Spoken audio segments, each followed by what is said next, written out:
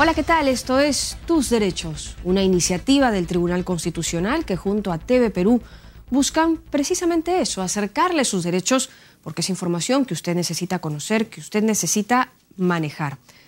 Y hoy, ya tras unos días de estar un poco al calor de la protesta respecto de las demandas remunerativas de los médicos, hemos decidido ver el derecho a la salud, pero del punto de vista del paciente, de los usuarios de salud, un poco el tema más general. Hoy en Tus Derechos, reforma del sistema de salud. Soy Rocío Aliaga, bienvenidos. Cuando hablamos de derechos tan sensibles como el derecho a la salud, resulta imposible soslayar los extremos que persisten de gestión en gestión, aún en tiempos de macrocifras auspiciosas y que se agudizan con las protestas y demandas del sector. Aunque de momento se ha llegado a un acuerdo con los médicos y se estima camine sin contratiempos la anunciada reforma. Reforma que apunta a llegar a cumplir con lo referido en la Constitución Política, que sostiene en su artículo 7 que todos tienen derecho a la protección de su salud. Y continúa en el artículo 9 reconociendo al Ejecutivo como el poder del Estado que norma y supervisa su aplicación, responsable del diseño y conducción para facilitar a todos el acceso equitativo a los servicios de salud. Sin embargo, la espera dilatadísima entre cita y cita, los tratamientos imposibles, el hacinamiento y los aparatos malogrados con los que los asegurados tienen que lidiar en busca de salud, en tiempos de cierta solvencia económica estatal, hicieron necesario un pronunciamiento. El último mensaje presidencial subrayó la urgencia de reorganizar el sector. El jefe de Estado indicó que en su gobierno se han afiliado más de 12 millones de peruanos al Seguro Integral de Salud, el SIS, y que el 80% de la población rural cuenta con cobertura médica a través del intercambio de salud y el MINSA, esto en 13 regiones. Destacó también que a través del Plan Esperanza se ha dado tratamiento gratuito a más de 18.000 pacientes que sufren de algún tipo de cáncer. Sin embargo, tras el mensaje y superadas las demandas de los gremios médicos, los pacientes, más pacientes que nunca, siguen esperando lo que tienen por derecho: un servicio de salud competente. Uno de los problemas en el sistema que se arrastra desde siempre, señalan los mismos médicos, es el fraccionamiento que existe entre el MINSA, Salud y Sanidades de las Fuerzas Armadas y la Policía. Cada uno, dicen, camina por su lado, y eso hace que el sistema sea ineficiente, por lo que se recomienda articular el funcionamiento para una mejor atención. Propuestas que debieran llegar a buen puerto y que parten ahí donde se encuentran la voz en alto por consideraciones laborales y el desamparo de un sistema de salud que simplemente no se da abasto. Entre tanto, nos queda el eco de Vallejo entre esas madres que llevaron a sus pequeños a vacunar contra la polio pensando hacerles bien. Jamás, señor ministro de Salud, fue la salud más mortal.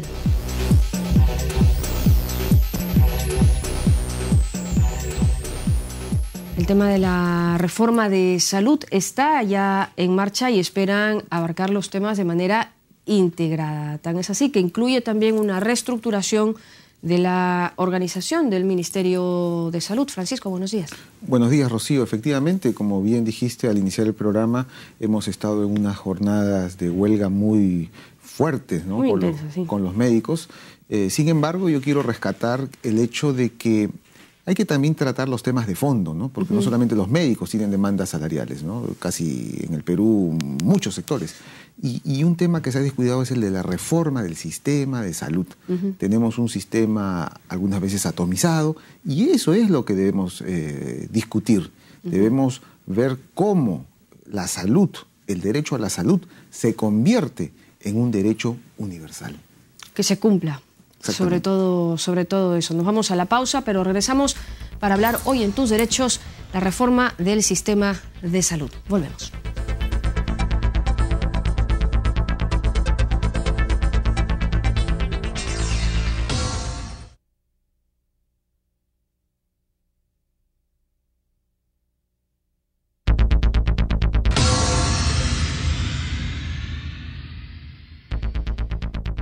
Estamos ya de regreso esta mañana en Tus Derechos, enfocando este programa a lo que va a ser la reforma del sistema de salud. Nos acompaña para ello el doctor Juan Pablo Murillo Peña, él es coordinador del Consejo Nacional de Salud, a quien agradecemos su presencia esta mañana en el programa. Doctor Murillo, muchas gracias por estar con nosotros. Y bueno, ya un poco dejando atrás o de lado el calor de la protesta de los médicos que estuvieron en una prolongada protesta con sus demandas que finalmente no se sabe si han sido atendidas o no, se parece que habían quedado suspendidas ya para este mes, pero se ha empezado ya con la reforma. ¿En qué estamos en eso?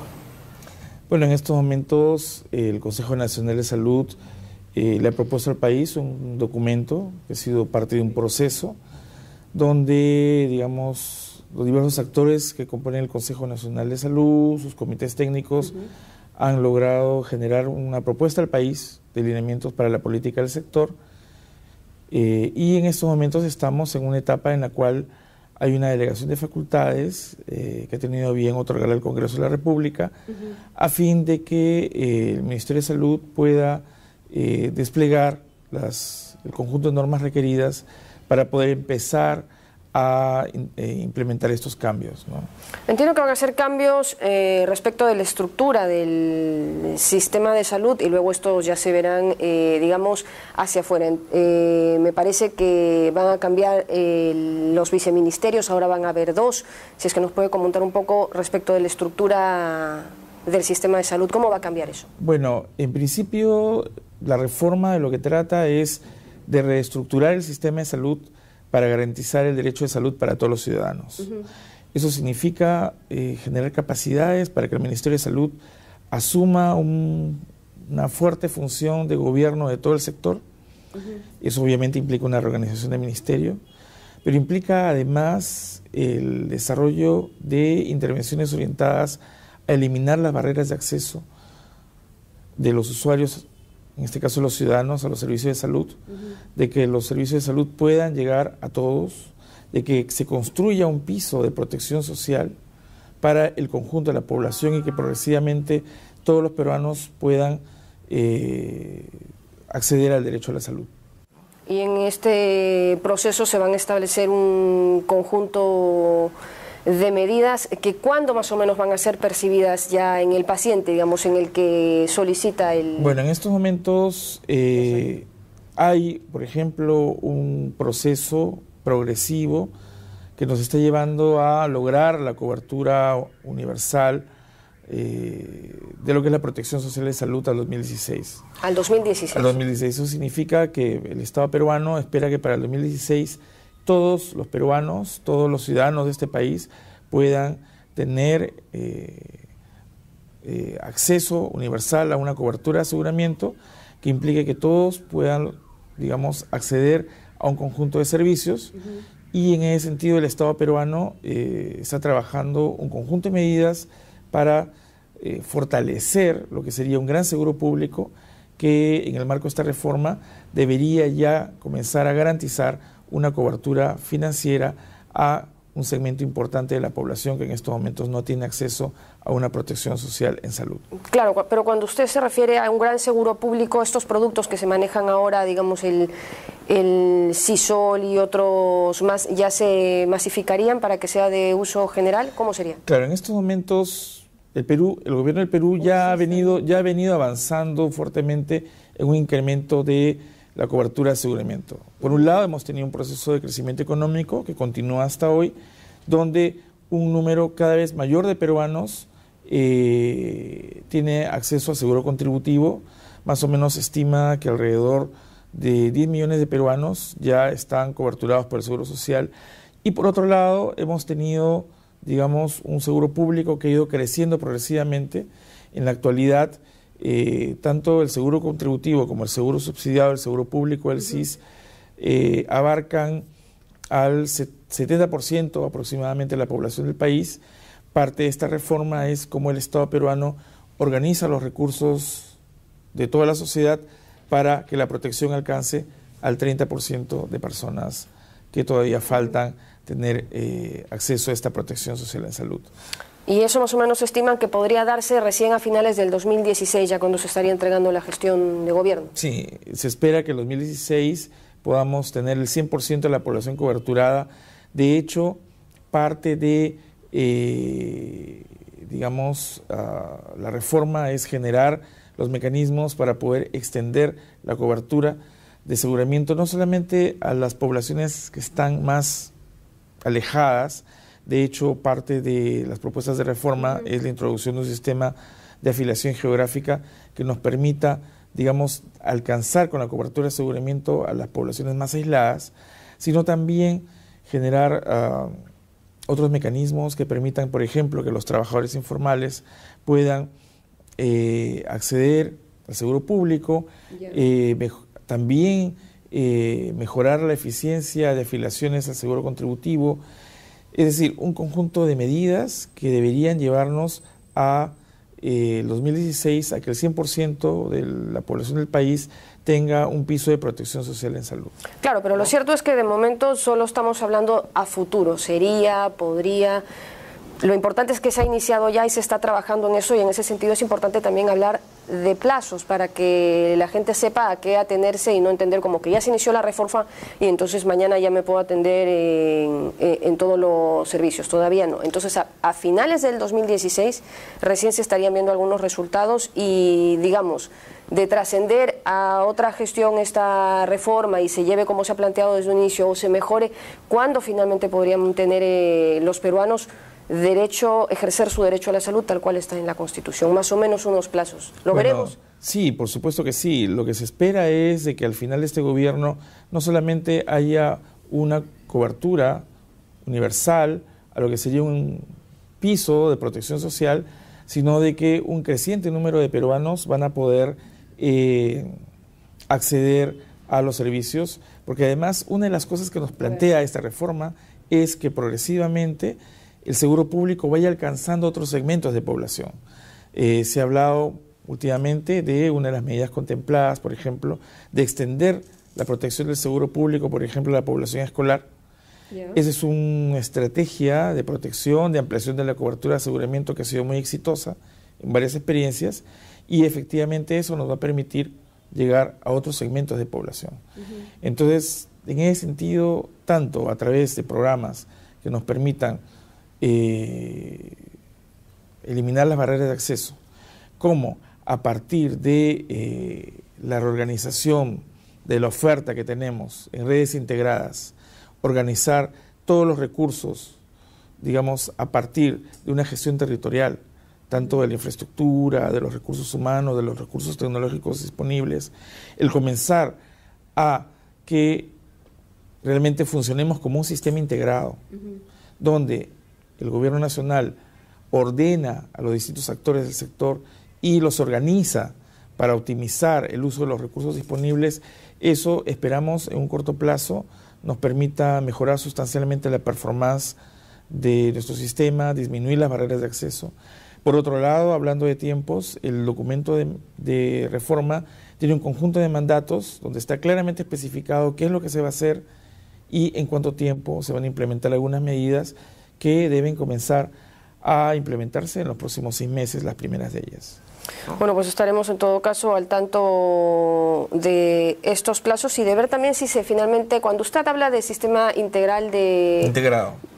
de salud, se refiere a un sistema único, de que finalmente se fusionen los servicios para la policía, para los militares, porque está un poco como desagregado todo. Claro, en estos momentos tenemos un sistema fragmentado, pero la propuesta fundamentalmente implica un proceso de articulación, de integración funcional a través de varios mecanismos. ¿Eso está planteado en la reforma? Está planteado en la reforma. Eso significa, por ejemplo, en el caso del planeamiento de las inversiones, por ejemplo, que ya no es que cada institución, el Ministerio de Salud, la Seguridad Social o las Fuerzas Armadas van a planificar independientemente su infraestructura, su nueva infraestructura, sino que la reforma plantea de que haya un espacio de planificación sectorial, tanto a nivel nacional como a nivel, regional, donde en función de las necesidades del territorio, los actores bajo la conducción del Ministerio de Salud, del Gobierno del Perú, Van a establecer las prioridades, van a llegar a acuerdos de cómo optimizar en forma conjunta la inversión para un territorio.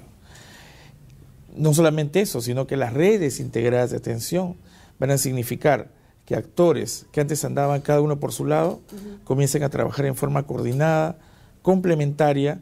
Entonces ya no tendríamos instituciones que funcionan como islas, sino un solo pool de recursos que estarían organizados bajo el liderazgo del ministerio para poder atender a todos los segmentos de la población. De hecho, este intercambio de servicios que ha habido, estos convenios de intercambio de servicios que se están implementando a nivel del ministerio con el Seguro Social y los gobiernos regionales, nos está permitiendo llegar a cada vez más peruanos. La idea es descentralizar un poco los servicios, sobre todo en los de salud, ¿no?, que están muy concentrados y sobre todo en la capital. Compartir los recursos, porque finalmente tenemos un pool de recursos públicos que han estado andando muy divorciados entre sí, y eso ha hecho que nuestro sistema de salud sea particularmente ineficiente.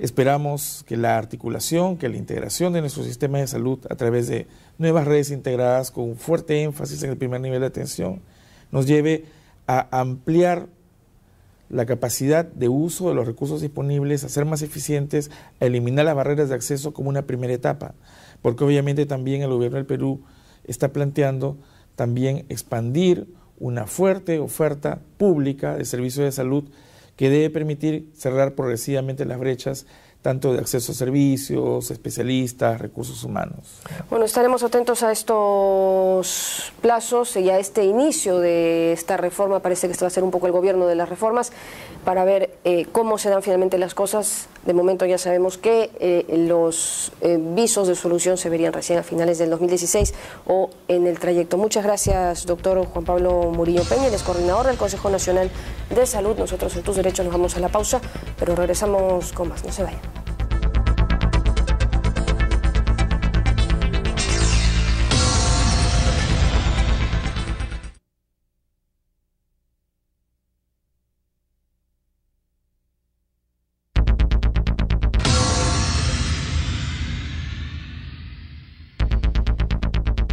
Bien amigos, ya nos encontramos con la doctora María Paola Llosa, decana de la Facultad de Medicina Humana Alberto Hurtado de la Universidad Peruana Cayetano Heredia. Bienvenida al programa, doctora. Buenos días, doctor Morales. Bueno, hemos visto todos los últimos acontecimientos con una huelga médica, se habla de reforma de salud, el gobierno ha obtenido facultades extraordinarias para legislar en materia de la reforma de salud, ¿no? Entonces nosotros queremos saber qué tienen que decir las facultades de medicina. Bueno, creo que era ya un momento para que haya una reforma de la salud en serio, pero lo sorprendente de esto es que para dar estos lineamientos no hemos sido convocadas las facultades de medicina ni en forma de nuestra asociación, que es la ASPEFAN, Asociación Peruana de Facultades de Medicina, ni individualmente para poder contribuir a redactar este documento. Quiero decir que sí hemos sido convocados los decanos de las facultades cuando se ha presentado a principios de julio el documento, y que como Facultad de Medicina de la Universidad Peruana Cayetano Heredia hemos mandado nosotros nuestras sugerencias, pero después de haber sido hecho el documento. ¿Pero usted cree que estamos a tiempo? ¿Pueden ustedes contribuir? Esto depende.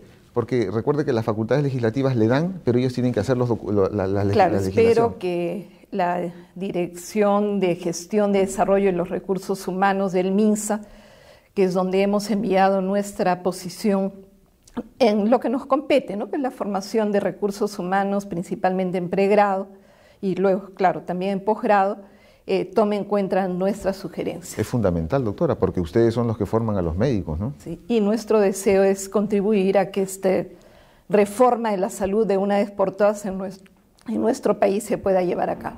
Doctora, ya entrando en materia del derecho a la salud, esta aspiración que está en la Constitución, en los tratados internacionales, la universalización del servicio de salud, del derecho a la salud, ¿esto es posible?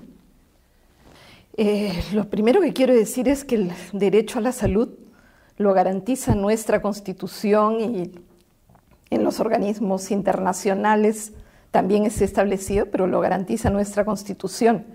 Y en este documento de la reforma hablan de que la población en su totalidad tiene que tener acceso a tener una buena salud.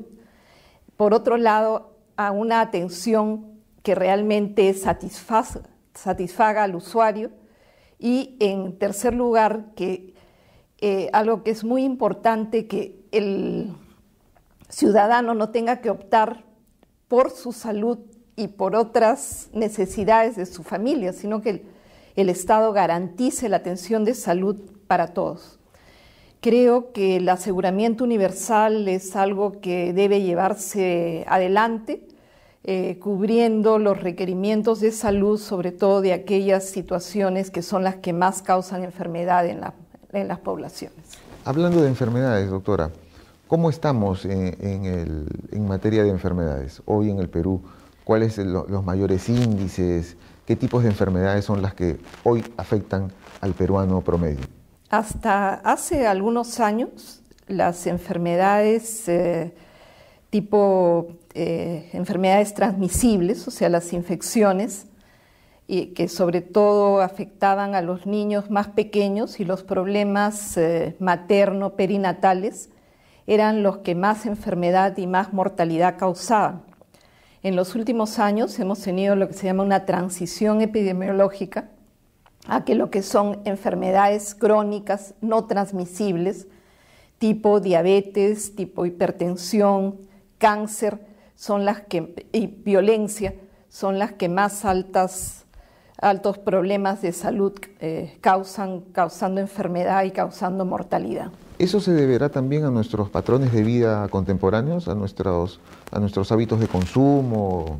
Tiene que ver muchísimo con nuestros hábitos, y más o menos una tercera parte de las enfermedades tienen lo que se llama determinantes ambientales y determinantes que se podrían fácilmente controlar.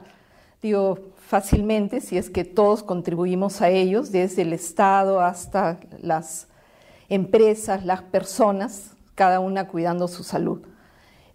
Por ejemplo, en alimentación, en exposición a ciertas sustancias, obviamente en el hábito de fumar, en el sedentarismo, ¿no? Que es algo que realmente cada uno debería ser consciente de esto, ¿no? Y enseñarlo desde pequeños a los niños, que pueden ser unos buenos transmisores de estos conocimientos en sus familias. De esos cambios de conducta, ¿no? Estos cambios de conducta.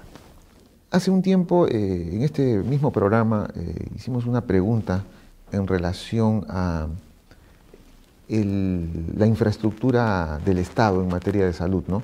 Tenemos hospitales de las Fuerzas Armadas, de la Policía Nacional, tenemos todo el sistema de salud del Ministerio de Salud, y también el sistema contributivo a través de hoy Salud. Y uno de nuestros entrevistados nos dijo que no, que eso había que mantenerlo, que eso estaba bien. Esa fue más o menos un planteamiento. Y yo quisiera insistir nuevamente en esta pregunta, a la luz de esta reforma que se va a dar. ¿Debe continuar este sistema o debe irse hacia una especie de integración del servicio público de salud? Bueno, el MINSA, el Ministerio de Salud, es el ente rector del sector y debe legislar, bueno, aunque legislar es propio del Congreso más bien, pero debe pero justo ahora actuar, tiene pues facultades para poner en práctica estos aspectos de la reforma de salud para todo el sector, incluyendo el sector privado. En el documento de reforma plantean muy bien que tiene que haber una estrecha colaboración y con una misma rectoría entre los establecimientos de salud propios del Ministerio de Salud, ESalud, la sanidad de las Fuerzas Armadas, las fuerzas policiales y, por qué no, también el CISOL, que pertenece a la municipalidad, y el sector privado. Todas las instituciones tienen una capacidad, lo que se llama capacidad ociosa, en cuanto principalmente a tecnología, Y realmente es imposible para un país como el nuestro, inclusive para países desarrollados, tener equipos de alta tecnología que son necesarios para diagnóstico y tratamiento de varias enfermedades en todos los establecimientos de salud. Entonces, lo lógico sería hacer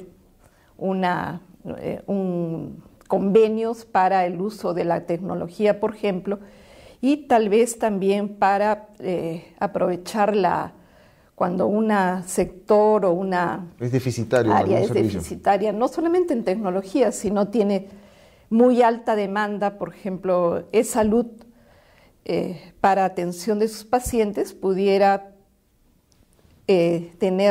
aprovechar la oferta que hacen los otros sectores haciendo convenios entre ellos. Y así realmente funcionaríamos mucho mejor en la atención y en el servicio de salud. Muy bien, doctora. Muchas gracias por haber concurrido a nuestro programa y esperamos que el Ministerio de Salud convoque a las facultades de medicina para esta reforma. Y no solamente de medicina, sino de ciencias de la salud, por ejemplo, enfermería, tecnología médica, que tanto podrían aportar en este aspecto. Muy bien. Muchas gracias, doctor Morales. Bien, amigos, y ahora nosotros pasaremos a ver el resumen de las opiniones de nuestros invitados. La reforma trata de reestructurar el sistema de salud para garantizar el derecho de todos los peruanos. El derecho a la salud está garantizado en nuestra Constitución y en los organismos internacionales. La reforma de salud que ya está en marcha o que se espera poner ya en marcha tiene o debe de tener una continuidad en las gestiones y en ese sentido todos los sectores deben ser convocados para que esto finalmente se dé y en todo caso se pueda llegar a ver, ¿no?